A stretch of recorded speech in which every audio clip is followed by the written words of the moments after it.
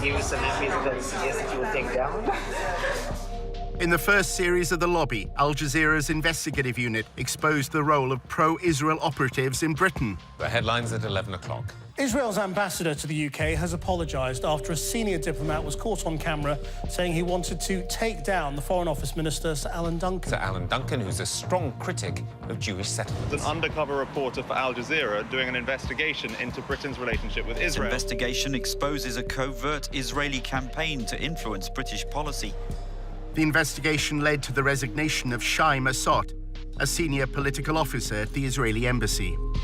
Mr. Massot is also heard describing the Foreign Secretary Boris Johnson as an idiot. The diplomat in question no longer seems to be a functionary of the embassy in London. And so whatever he may exactly have been doing here, his cover can be said to have been well and truly blown. At the same time, Al Jazeera had been running a second undercover operation. Some of our reporters' covert filming was included in the first series of The Lobby. His identity became known. Tony had spent 5 months inside the pro-Israel lobby in the United States. He'd impressed colleagues with his understanding of the Middle East.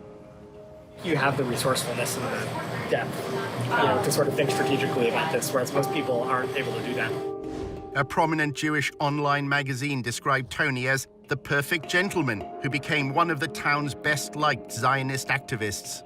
You did amazing work here. The guys don't stop talking about you. They still talk about you. Tony threw elaborate parties. And apparently anyone interested in telling a story about sinister Israeli influence in America's capital couldn't have asked for a better guest list.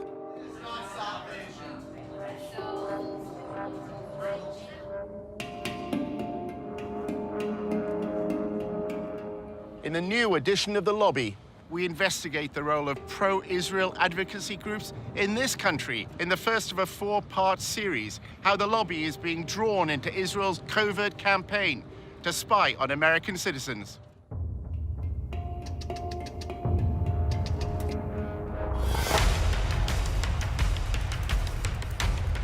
Using an undercover reporter, Al Jazeera's investigative unit infiltrates one of the most powerful lobbies in the world. Getting $38 billion in security aid to Israel matters, which is what AIPAC is doing. We examine how the lobby, led by AIPAC, the American Israel Public Affairs Committee, has secured unwavering support in Congress. Congressmen don't do anything unless you pressure them. And the only way to do that is with money.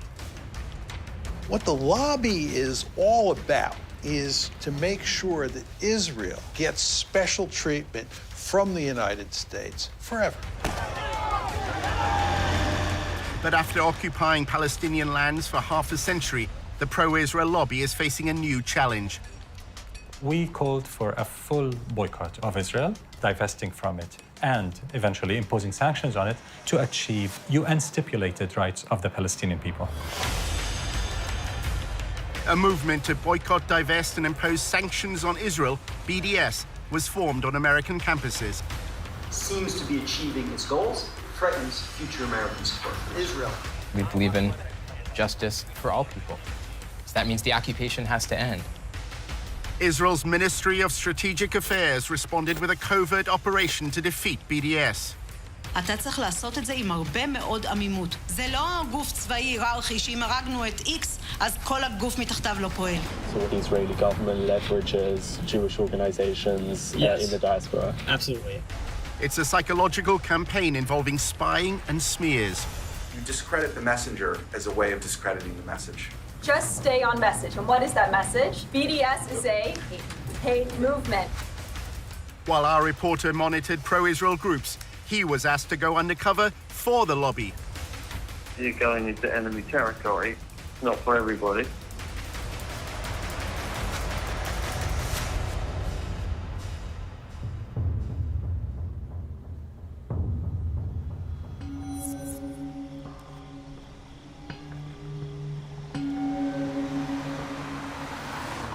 We are a different government working on foreign soil, and we have to be very, very cautious. We have 3 different sub-campaigns which are very, very sensitive. regarding data gathering, information analysis, working on activist organization, money trail. This is something that only a country with its resources can do the best.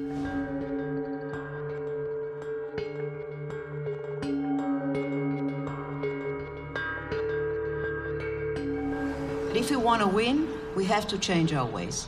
We have to think differently. And this is waging a holistic campaign against the other side.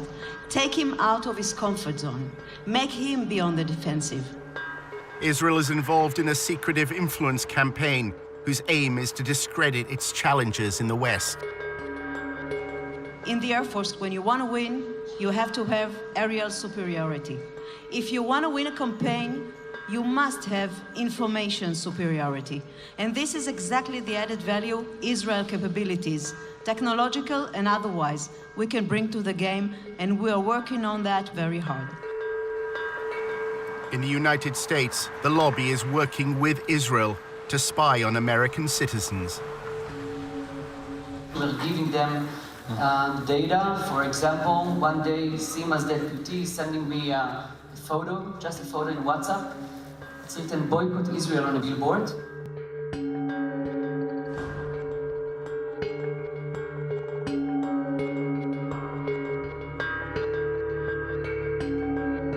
In a few hours, our systems and analysts could find the exact organization, people, and even their names where they live. We gave it back to the ministry. I have no idea what we did with this. But in fact, 3 days later, there were no billboards. We use all sorts of technology. We use corporate-level, enterprise-grade social media intelligence software. Almost all of this happens on social media, so we have custom algorithms and formulae that acquire the stuff immediately.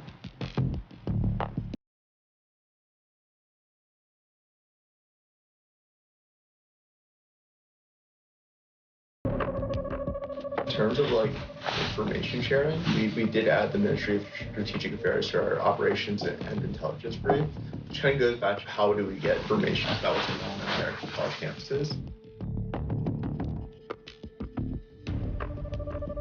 Generally within about 30 seconds or less of one of these things popping up on campus, whether it's a Facebook event, whether it's the right kind of mention on Twitter, the system picks it up, it goes into a queue and alerts our researchers, and they evaluate it, they tag it, and if it rises to a certain level, we issue early warning alerts to our partners. They operate through subterfuge, and they walk a very thin line between the legal and illegal in what they do in order to gather information and to smear their opponents and ultimately destroy them.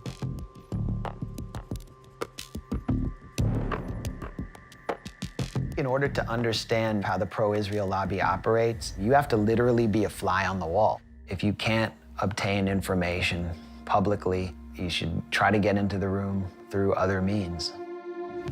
Our undercover reporter, Tony, is British and Jewish and had recently graduated from the University of Oxford. He wrote articles and presented himself as a strong supporter of Israel. In Washington, he attended a course on the Israel-Palestine conflict. I'm from the UK, and I'm just taking a course at Georgetown here over the summer. He networked in the social circles of the pro-Israel lobby. Hi, I'm Rona. I'm Tony. Nice to meet you. Good to see you. I'm good. Good to see you. Hey. After building his profile, Tony was accepted on a training course in pro-Israel advocacy. Welcome to Fuel for Truth DC's second boot camp. Congratulations, everyone, to being accepted. What we're going to do right now is just kind of like introduce ourselves. I'm Daniel. After undergrad, I served in the IDF and the paratroopers for 2 years and worked at AIPAC for a year. One session criticized the UN agency that provides aid for Palestinians. Children are taught in UNRWA Palestinian schools to hate Jews. Another lecture dealt with the international media. Confronting media bias. During the last war, a lot of times videos are circulating of bombed areas or victims, and a lot of it's from Syria, from Iraq 10 years ago, all this stuff. In role-play workshops, they were instructed how to respond to criticism of Israel. Can I have a volunteer? The part-time wall is cutting off Palestine. Boycott Israel. Divest from Israel. Sanction companies that do business with Israel. It's it's kind of odd to call it a wall, given that like 90% of it is fence. This is a photo. I see a wall. Why can't Israel do more to help, Tony? Our undercover reporter played the role of pro-Israel advocate. Israel's doing a lot to help the Palestinians. I say actually Israel is doing all the best that they can, but you know, it's a tough situation. The businesses in Gaza can't freely send their trucks into Israel to sell their goods. I think you'll find that that's actually a misconception. They do allow their trucks, and what they don't allow is dangerous material. Okay, stop. After the course, Tony was accepted as a volunteer at a pro-Israel communications group called the Israel Project. It's Tony Kleinfeld. Kleinfeld. Like Seinfeld, but with a K. The Israel Project, known as TIP, describes itself on its promotional videos as a strategic communications group. At TIP, we believe we've found the answer. Israel's enemies have left the battlefield of the Middle East and are now fighting on the battlefield of public opinion. What you have with regard to the United States and Israel is a special relationship that is unprecedented in recorded history. Not simply that the United States gives Israel a tremendous amount of economic aid and diplomatic protection, it gives that aid and protection no matter what, right? It's not conditional. And the Israel Project will go to enormous lengths to achieve that end.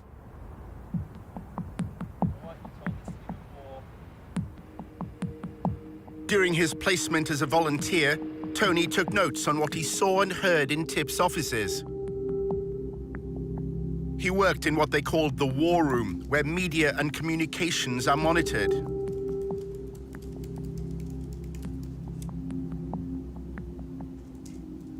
Staff described having contacts at numerous media organizations. Their primary means of influence is by forging friendships with reporters.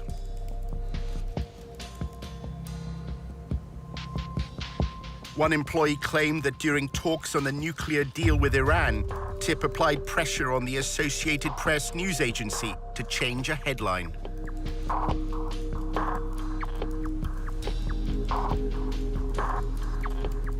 Tony read the Israel Project's annual report, which described TIP's mission as building an echo chamber for pro-Israel information. That means using the media to amplify and repeat TIP's messages, as well as what the report describes as neutralizing undesired narratives. Tony saw one document which claimed that the echo chamber was within their grasp. Weeks before he started, Tony discussed with a senior manager how TIP deals with the media. Things that you do loudly. A lot of them are things you do behind the scenes.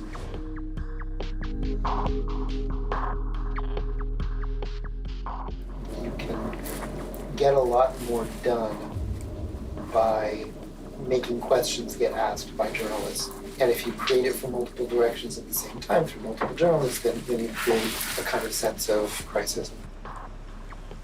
We develop relationships, a lot about to get them to trust us. The basically messaging on the following BDS means essentially kind of a hate group targeting Israel. They're anti-peace. We try not to even use the term just because it builds their brand. We just refer to boycotters. The goal is to actually make things happen and to figure out what are the means of communication to do that. In 2005, Palestinian civil rights groups sought a peaceful means to protest against Israel's occupation. They identified goods from Israel and called for their boycott. The BDS movement was born. BDS adopted a nonviolent strategy because we think it is morally consistent and very effective against an enemy that is extremely powerful militarily. We called for boycotting Israel, divesting from it, and eventually imposing sanctions on it, as was done against apartheid South Africa, to achieve basic Palestinian rights under international law. Over the past decade, BDS has grown around the world. By campaigning for Palestinian civil rights in land controlled by Israel, BDS believes it has exposed a deficiency in the moral defense of the Jewish state. BDS is saying that what Israel has to do is treat the Palestinians in its midst the same way it treats Israeli Jews. The problem is that if Israel does that, there are more Palestinians, or there will be more Palestinians inside Greater Israel than there are Jews. And that means that if you had a system where everybody was treated equally and there was one person and one vote, that you would no longer have a Jewish state. The secretive Ministry of Strategic Affairs, based in the Prime Minister's office in Jerusalem, was given a mission: establish a covert campaign to defeat the BDS movement. אנחנו אחראים על המאבק בתופעה, ובמסגרת זו יש לנו 4 רגליים: התראה, הרתעה, התקפה והסברה. אז אני אגיד לך שכשאם אתה רוצה לנצח בניהול מערכה, אתה צריך לעשות את זה עם הרבה מאוד עמימות. כמו שכשעבדתי על סוגיות צבאיות, כמו חיזבאללה, או כספי טרור, או סוריה, או כל מדינה אחרת שאיתה בעבר ניהלתי מערכה מולה כקמן. לא הלכנו ואמרנו לצד השני מה אנחנו מתכוונים לעשות. השארנו אותו בעמימות. Government ministers attacked me in person, one of them threatening BDS leaders with targeted civil assassination, and others threatening to revoke my permanent residency, along other threats. לא מעטים מבין מנהיגי ה-BDS מקיימים קשרים, קשרים כספיים, קשרים ארגוניים, קשרים אחרים, עם גורמים עוינים למדינת ישראל. תפקידנו, באמצעות הפעלת המודיעין, לחשוף את הקשרים האלה, ובהחלט באמצעות החשיפה הזאת, גם לדעת לפעול נגדם, לבודד אותם, גם להעביר מידע לאותם גורמים מודיעיניים בעולם וגורמים אחרים. ישראל חייבת לבצע סיכול אזרחי ממוקד במנהיגות למול פעילי ה-BDS. The campaign includes monitoring the activities of American students. אנחנו עכשיו למשל נמצאים בתהליך שלם של ליצור תמונה כוללת על הקמפוסים. אם אתה רוצה לנצח תופעה, אתה צריך לדעת להיות עליה בעליונות במידע וידע.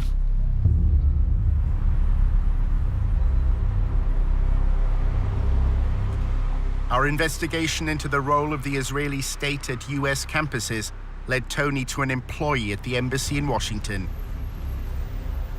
She's American, and her job is to analyze BDS activity for the Israeli government. So nobody really knows what we're doing, but mainly it's been a lot of research, monitoring BDS things and reporting it back to the Ministry of Foreign Affairs and making sure everyone knows what's going on.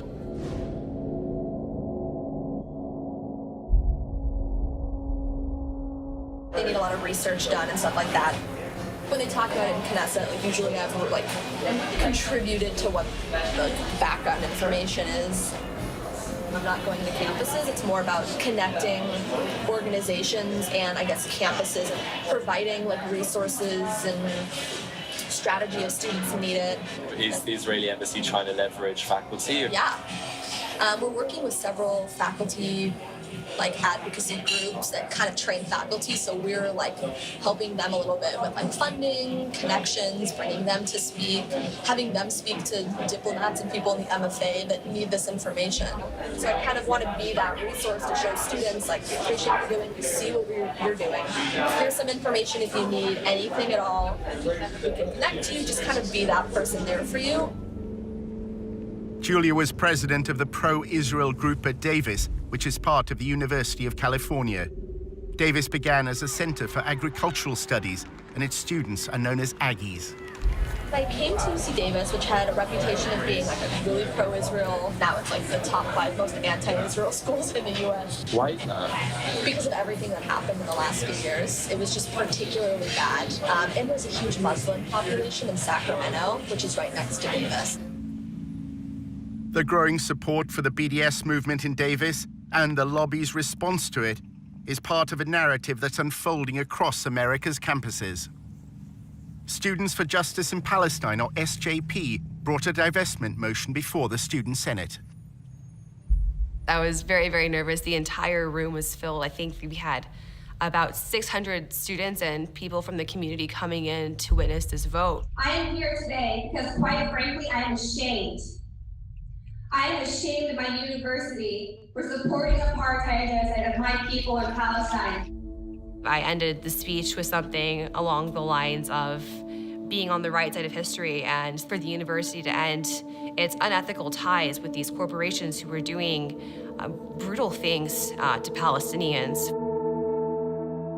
We knew they were going to win because our entire student senate was all pro-BDS, and they ran for that purpose and won for that purpose, and we've been pushed out of student government for months. Good evening. My name is Julia Rivkin, and I'm the president of Aggies for Israel. Students streamed the hearing online. The pro-Israel group also filmed it with another purpose in mind. Their videos would play a key part in the story that was to unfold in the days ahead. I was waiting to see what she would say. I was waiting for a blow to come my way, and that blow sure came. We have been ignored and disrespected year after year, but we have never been silenced. We are a beacon of peace and inclusion on a campus plagued by anti-Semitism. The talking points were that the resolution was anti-Semitic, that it was divisive. If it's divisive in the fact that you either support human rights or you don't, then so be it. The intolerance that spawned this resolution is the same kind of intolerance that has spawned anti-Semitic movements throughout history.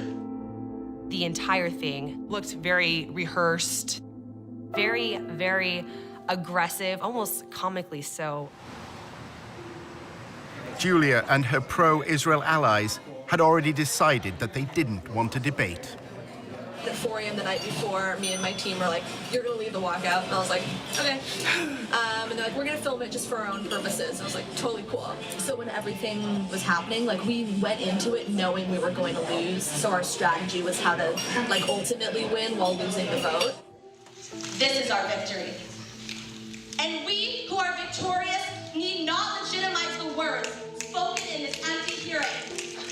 So if you are here tonight in opposition to this resolution, I invite you now to stand up, really stand up, and join me in walking out of this room. That was a wowing moment. To have them just stand up, everyone just kind of was like, what's going on? It was very shocking. As they were leaving, it was just a very big rush of relief to not have that tension, those bad vibes in the room. And so we started cheering, actually, and it was a great moment. You're standing in the back, it looks like some seats have opened up. But the passing of the BDS motion proved to be just the beginning of a bigger story. In part 2, how the lobby worked to undermine the student decision. Those swastikas, who did them? We don't even know.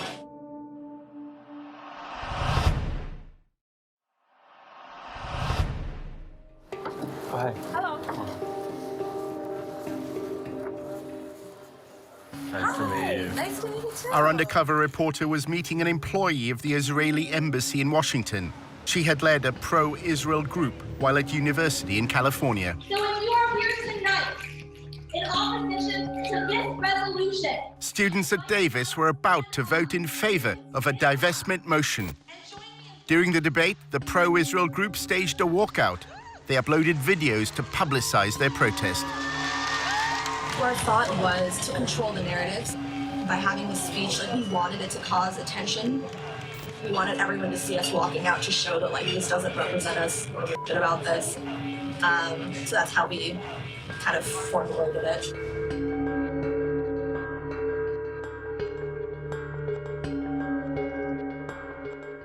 That day, all of us released 50 op-eds in major news sources so that when people made a hashtag and a whole thing trending, so when people opened their Facebooks, it wouldn't be them celebrating their victory, it would be us sharing our stories. Once it blew up, then random people, like the Huffington Post, contacted me and was like, "Do you have anything to say?" And I was like, conveniently, I wrote an op-ed 2 weeks ago just in case.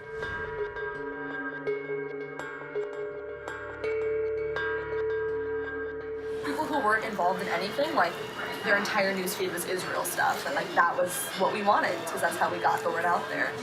How do you delegitimize the other side? Delegitimizing them. Kind of through that lens of taking over and like making them sound crazy at their game. The student senator who's Muslim made a Facebook status saying like Israel will fall, like Sharia law is taking over Davis, like we love Hamas, like that kind of status. So that happened.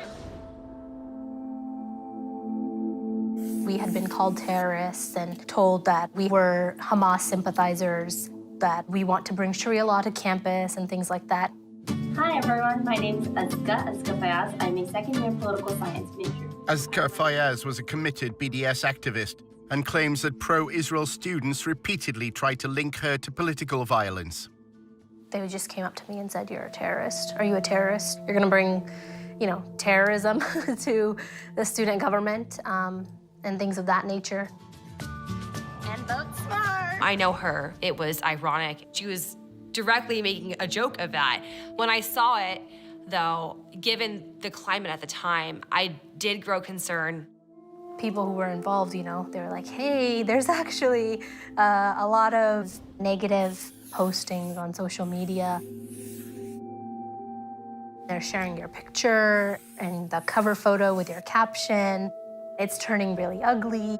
That caption was reposted and retweeted over and over and over again. I knew that something big was sort of going to happen. Pro-Israel students were taunted by pro-Hamas students after an anti-Israel vote passed on campus. Listen and watch.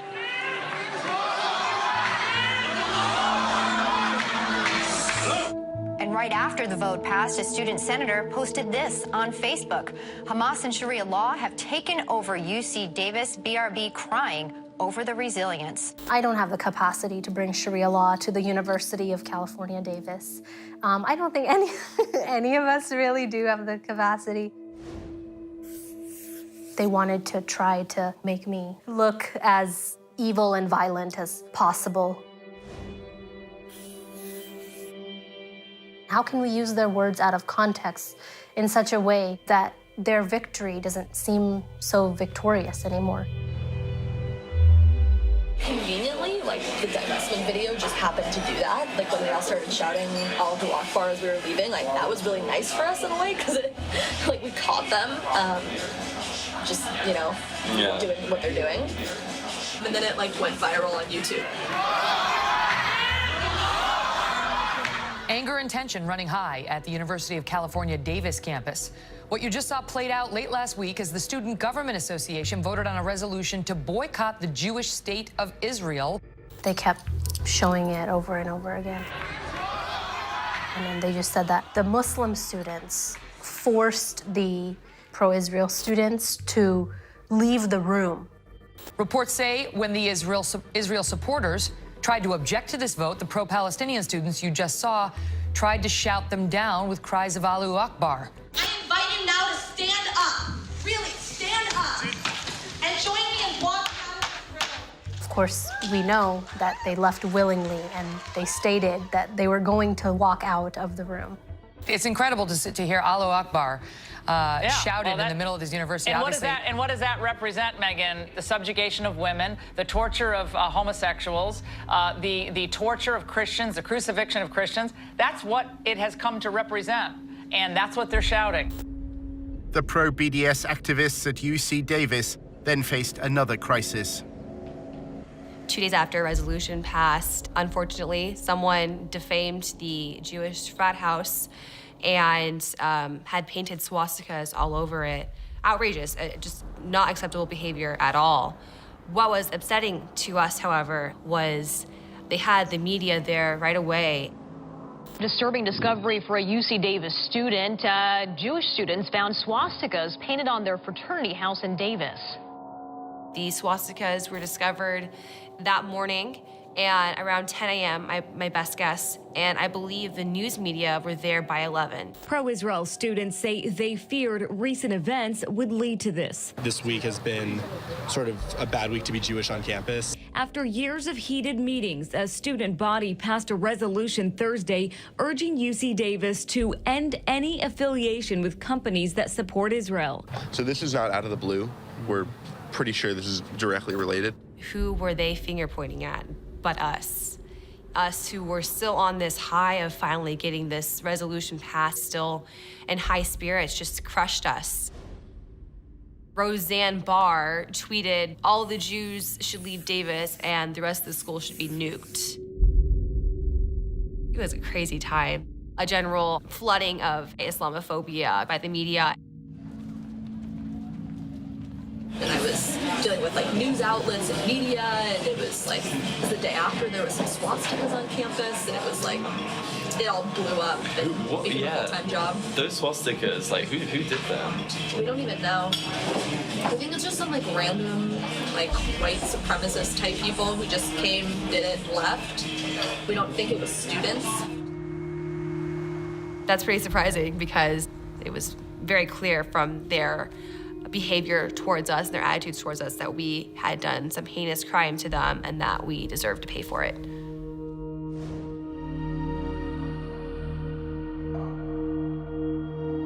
Students who were part of the divestment movement painted swastikas on the fraternity. That's what she was hinting at. That's what she was trying to imply. Why would we act against our interests and do that at a moment when we were, I guess, victorious? The fact that it was just so quickly tossed onto us as those who had done this, it was damaging. It was hugely damaging. That was kind of our strategy. A lot of it was media-based, which is like kind of my interest in media. And I would say that's like 99% of what it means to be successful. That happened. Then there was another swastika. It was just like every day something new was happening, and I had to... It was weird because they won. Yeah. So you'd think if they would win, why would they do Exactly. that? Yeah, it's interesting. So, well, that was kind of our whole strategy, is we knew they were going to win.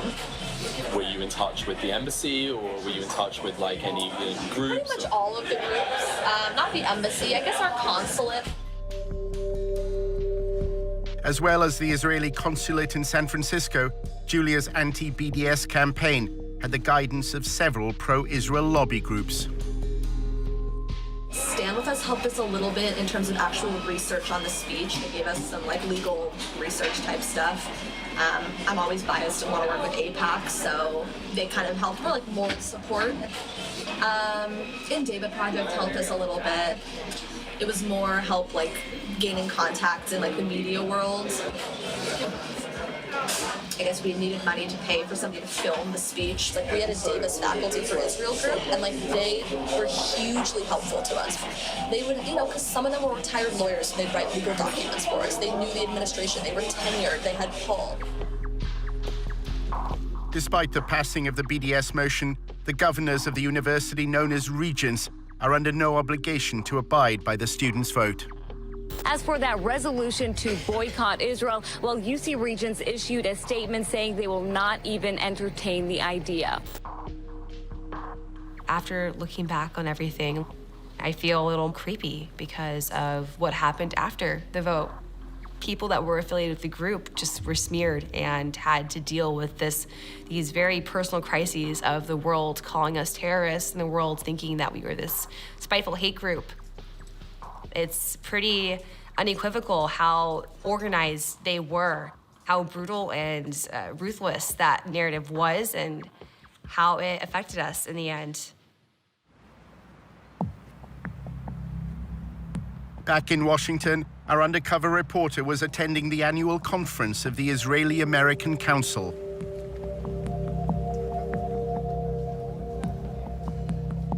The IAC's role is to connect American Jews to Israel. This year, combating BDS was top of the agenda. I think we need to worry. The polling isn't good, and all of you probably know it. If you look at the polls, the younger you get on the demographic scales, the lower support for Israel is.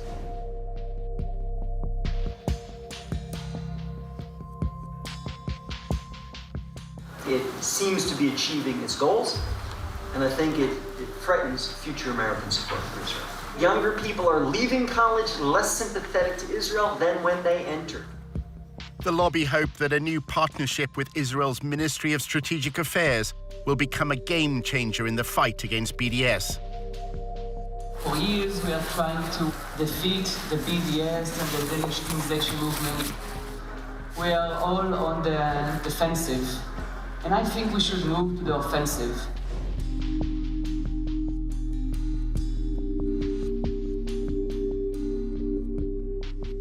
Using especially cyber and internet tools to try and defeat this ugly movement.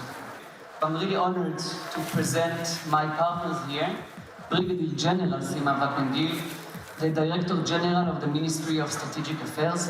Sima, please.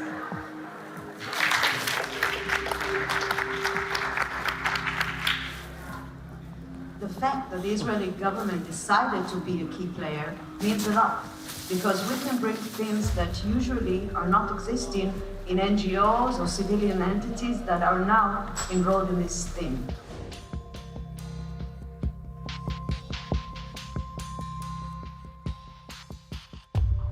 The Israeli government can look at the bigger picture and actually create this coordination and cooperation. We are the only player inside the pro-Israeli network who can actually say that he's filling the gaps. The Israeli official described to members of the lobby the first phase of the covert war. Ambiguity is part of our guidelines. That's why I'm not going to say anything too much about each one of the legs. The first one is intel, intelligence, or data, or information. What we've done is mapped and analyzed the whole phenomena globally, not just the United States, not just campuses, but campuses and intersectionality and labor unions and churches. We started to establish a project called Israel Cyber Shield.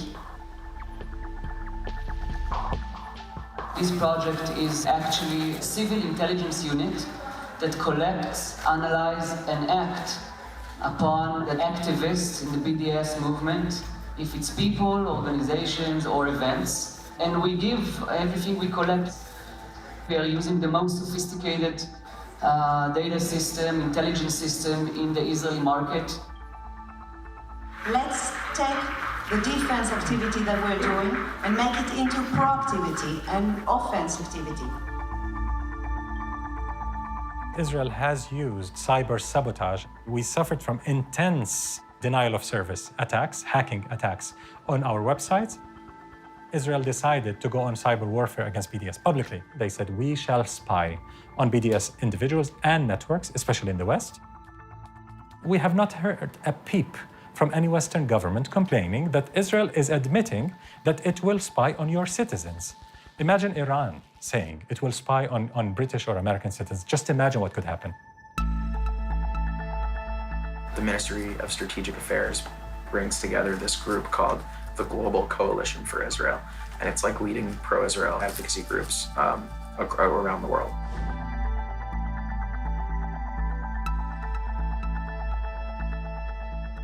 My view and the view of Israel's Ministry of Strategic Affairs, which we coordinate with sometimes, where we communicate with sometimes, is like Europe is lost and it's basically over. And like they're turning a lot of attention now to the US because they feel we're on your path. Can I join these? I'd love to. I don't know if you'd let me. But... It's like a pretty sensitive conversation, but it's going well. If China was doing this, if Iran was doing it, if Russia was doing it, there would be uproar. You would have Congress going after them, you would have hearings, you would have prosecutions. The question is, how does Israel get away with this? It's modeled on General Stanley McChrystal's counterinsurgency strategy in Iraq. We've copied a lot from that strategy that has been working really well for us, actually. And one of the pieces is this operations and intelligence brief. We're using social media intelligence, a tool called Radian 6. We're phasing that out over the next year, and we're bringing on more sophisticated technology that was developed in Israel. An American should not be spied on by a foreign government that is able to access all this information and possibly undermine their ability to exercise their democratic rights in this country. So we're not dealing with amateurs. This is not an amateur work. We're dealing with a government that have a ministry at a ministerial level engaged in the systematic targeting of activists outside of its sovereign borders. The only way it's going to stop is if somebody in the government points out this is illegal and we're not going to tolerate it. And if we do tolerate it, other countries are going to do it as well. There's a company called Sensus, S-E-N-S-U-S. It's like very pricey though, We had to raise like hundreds of thousands of dollars just for it. It's gonna increase our discovery rate. We're discovering just about everything we need. It's also going to bring new sources online that we weren't able to access in an automated fashion, like message boards. And we have ways to crawl message boards right now and to monitor them, but it's like disconnected from the event and activity discovery mechanism, so that we want that system to be all integrated. So we just signed the contract yesterday for them to start that work. They actually already started it. Good friends in Israel that are helping us with that. You would think that since the United States has this special relationship with Israel and gives it so much largesse and protects it diplomatically at every turn and gives this assistance unconditionally, that the Israelis would do less spying here than other countries do. But on the contrary, what we see is that the Israelis are probably at the top of the list when it comes to foreign countries spying inside the United States. Our investigation into Israel's covert war against BDS led Tony back to Julia Rifkind. She's American, and her full-time job at the Israeli embassy is monitoring BDS. She summed up a typical day at the office. Gathering intel and reporting back to Israel. That's a lot of what I do. It's report back to the Ministry of Foreign Affairs, Ministry of Strategic Affairs, and make sure they have the right information. It's in Knesset of what's going on here. So that's why I do a lot of reporting. I talk to people from tons of organizations, just trying to get the information that I could to report back and kind of just talk through some of the issues with those people, see what their plan was, tell them maybe some ideas we've had, give them our support, the behind the scenes way. Wow, it just looks like the state of Israel is employing little spies, and you can't take a breath without Israel hearing about it. Julia spoke about her former days as a student. While at UC Davis, she was also an activist with AIPAC. The training she received from the most powerful arm of the pro-Israel lobby left its mark. I can immediately tell when meeting with somebody where they were trained. The way that I talk about stuff, obviously I'm an AIPAC training camp, activist, the way they call it. So I can tell when somebody's on stand with us, or David Project, or ICC, or Hasbara, Canberra, ZOA, I kind of tell. She's been trained really well. She follows the commands that she has been given by these Israeli organizations, and she follows it really well. I pretty much, all my friends work at AIPAC, all of them. So whenever we have events at the embassy, and there's we should invite AIPAC people, it's a joke that obviously I'm gonna be the one to write all the emails down. So whatever, they're we have to submit names and lists for events. Mine's 15 names and 14 of them are AIPAC. AIPAC encourages the students it trains to conceal any affiliation.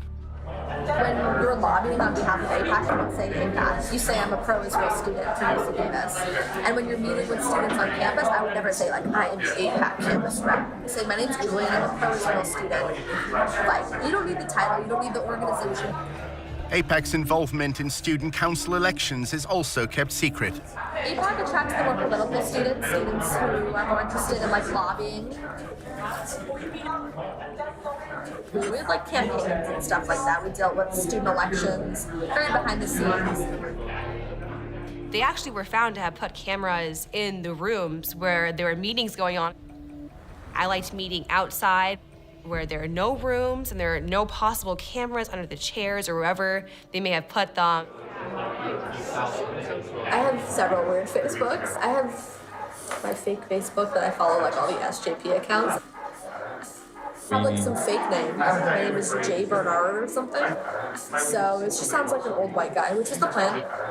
I joined all these groups. A lot of people haven't added me. I mainly just wanted to see on the newsfeed what kind of articles they were sharing, just to kind of see what their internal dialogue was. Every single event that I put on, you would have these pro-Israel groups coming out before our guests even got there with their cameras, videotaping. Julia has no contact with her handlers in Israel. She writes her intelligence briefs and awaits their instructions. I write a report that I give to my boss who translates it. 'Cause it's really weird. We don't like talk to them on the phone or like email or whatever. There's like a special like server that's like really secure that I don't have access to because I'm an American.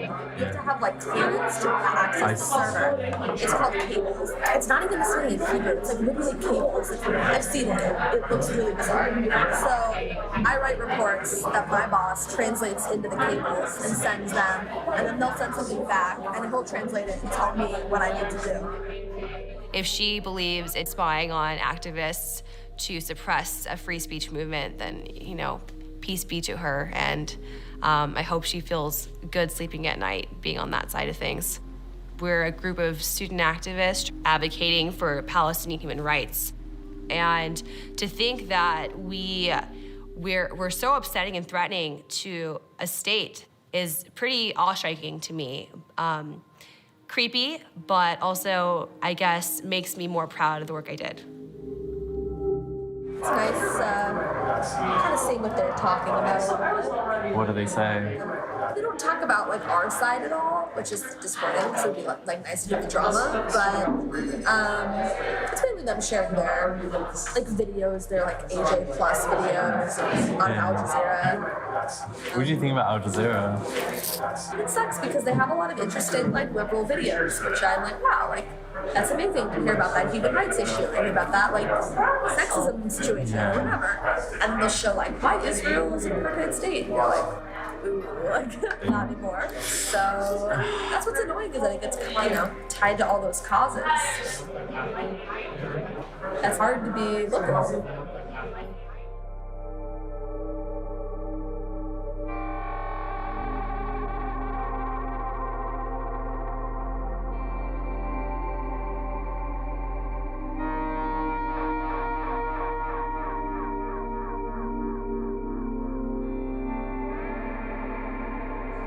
You represent that government. I can't say anything negative about Bibi or like the government because I technically work for them. Not directly, but I'm just a normal American.